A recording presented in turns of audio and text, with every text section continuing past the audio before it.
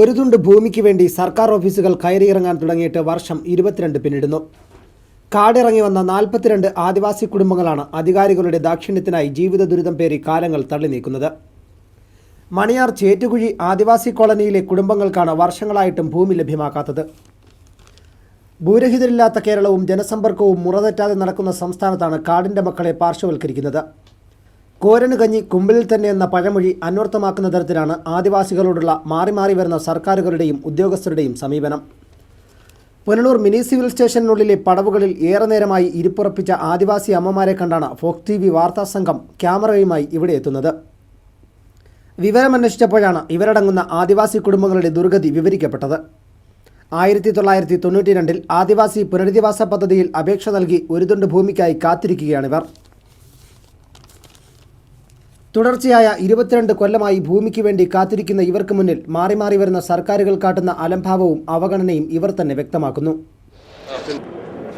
22 വർഷം തൊട്ട് ഞങ്ങൾ ഈ ഭൂമിക്ക് വേണ്ടി കയറി ഇറങ്ങി ഞങ്ങൾ നടക്കുക. ഇതുവരെ നമുക്കത് ജയിച്ചിട്ടില്ല. എന്ന് വെച്ചാൽ ഞങ്ങൾ കളക്ടറെ കാണുന്നു, മന്ത്രിയെ കാണുന്നു, MLA കാണുന്നു, എല്ലാവരെയും കാണുന്നു. എല്ലാവരും വാഗ്ദാനം ചെയ്യാൻ തരാമെന്ന് പറയുന്നു.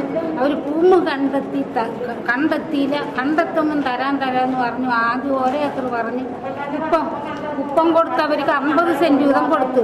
ഇപ്പം പറയുന്നു ഞങ്ങളുടെ കയ്യിൽ ഞങ്ങൾ കിടക്കുന്നിടത്ത് അവർ പ്രമാണമാക്കി രേഖ ഒപ്പിച്ച് തരാമെന്ന് അവർ പറയുന്നു. ഇതുവരെ ഞങ്ങൾക്ക് ഭൂമി ജയിച്ചു. പട്ടിണിയോട് മല്ലടിക്കുന്ന കുടുംബങ്ങളുടെ ദയനീയ സ്ഥിതി നമ്മുടെ അധികാരികളുടെ കണ്ണു തുറപ്പിച്ചിട്ടില്ല. പച്ചമരുന്നുകൾ ശേഖരിച്ച് വിൽപ്പന നടത്തിയിരുന്ന ആദിവാസി കുടുംബങ്ങൾക്ക് പച്ചമരുന്നുകൾക്ക് വിപണിയില്ലാതായതോടെ മുഴുപട്ടിണിയിലാണ്. ആക്രി പെറുക്കിയും കാലികൾക്ക് പുല്ല് ശേഖരിച്ചും ലഭിക്കുന്ന തുച്ഛമായ വരുമാനമായിരുന്നു ഈ കുടുംബങ്ങളെ ഇതുവരെ നിലനിർത്തിയത്. ഇനി മരണം മാത്രമേ തങ്ങൾക്ക് പരിഹാരമുള്ളൂവെന്ന് ഇവർ വിലപിക്കുന്നു.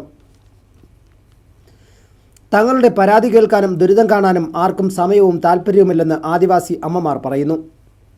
മണിയാർ ചേറ്റുകുഴിയിലെ 1-2 സെൻറ്റ് ഭൂമിയിലെ കുടിസുമുറികളിൽ 10-15 പേരടങ്ങുന്ന അംഗങ്ങളാണ് കഴിയുന്നതെന്ന് ഇവർ കണ്ണീർ വാർക്കുന്നു.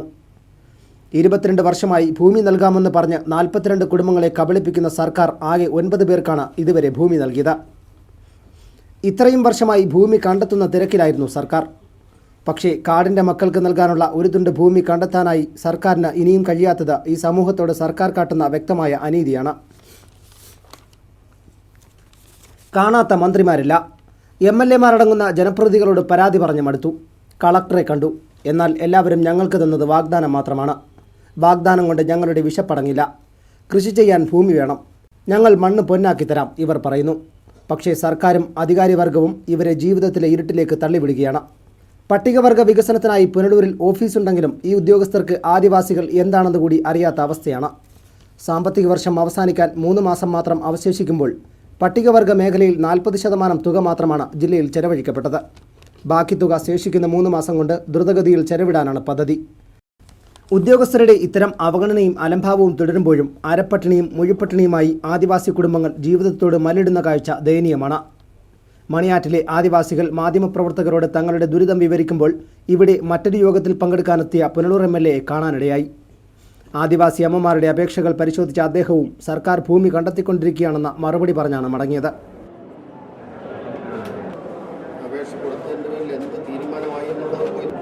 ഇവിടെ വന്ന് ചോദിക്കുമ്പോഴല്ലേ ഇവിടെ 100 അക്കാർക്ക് പറഞ്ഞ് ഞങ്ങളെ പറഞ്ഞു ഇതുവരെ ഭൂമി കണ്ടെത്തിയില്ല.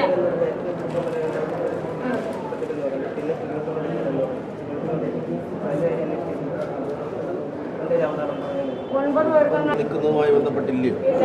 2 സെന്റ് വീതമുണ്ടോ? ഞങ്ങളുടെ അപ്പനും അമ്മക്കൊക്കെ കുടിയെടുപ്പായിട്ട് കിട്ടിയതാ. അതിൽ നന്നായാലും മക്കള് വീതം കാണും. മക്കളും അതിന്റെ മക്കള് ഒരു പദ്ധതി ഉണ്ടായിരുന്നല്ലോ സർക്കാരിന്റെ. അടുക്കള പൊളിച്ച് മാറ്റിയിട്ട് അതിനകത്താണ് അടക്കം ചെയ്തേക്കുന്നത്. സാർ വന്ന് നോക്കും. കള്ളം പറയാന്ന് പറയല്ല, ഭൂമി കണ്ടെത്തുന്ന നടപടികൾ നടക്കുന്നുവെന്നാണ് ഗവൺമെന്റിന് വേണ്ടി പറയുന്നത്.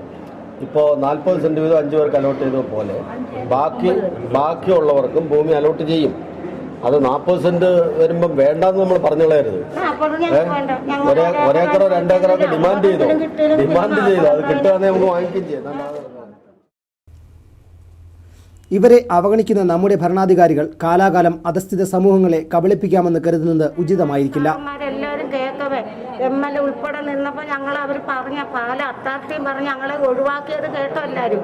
ഇതേപോലെ ഞങ്ങൾ കയറി ഇറങ്ങുമ്പോഴും ഈ റെക്കാർഡുകൾ കൊണ്ടുവന്ന് കാണിക്കുമ്പോഴും ഞങ്ങളെ ഒഴിവാക്കി വിടുന്നത്. ഞങ്ങളിനി എന്താ ചെയ്യണം? ഞങ്ങൾ പട്ടിണി കിടന്ന് ചാവുമ്പോൾ ഇവർക്കൊക്കെ സമാധാനം ആവുമല്ലോ. അത്രക്ക് ദുരിതത്തിൽ കഴിയുന്ന ആൾക്കാരാണ് ഞങ്ങൾ. ദുരിതത്തിൽ ആക്രി വറക്കും, പോച്ചാട്ടും, വിറവൊടിച്ചും, പച്ചമരുന്ന് വരച്ചും ജീവിതം കഴിയുന്ന ആൾക്കാരാണ് ഞങ്ങൾ. ഇനി ആ ജീവിതവും പോയി. കടകളിലെങ്ങും ഒരു സാധനവും വേണ്ട. ഇനി ഞങ്ങൾ എങ്ങനെ കഴിയണം? ഞങ്ങളുടെ പരാതി ഇവർ കേൾക്കുന്നില്ലല്ലോ. ഞങ്ങളുടെ ദുരിതം ഇവരാരും വന്ന് കാണുന്നില്ലല്ലോ. വന്നെന്നാ പറയുന്നത്. ഈ ആഫീസിൽ നിന്ന് ഒരു മനുഷ്യരും ആ കോളനി വന്ന് ഇന്ന് വരെ കണ്ടിട്ടില്ല. Fox T V news bureau, Punalur.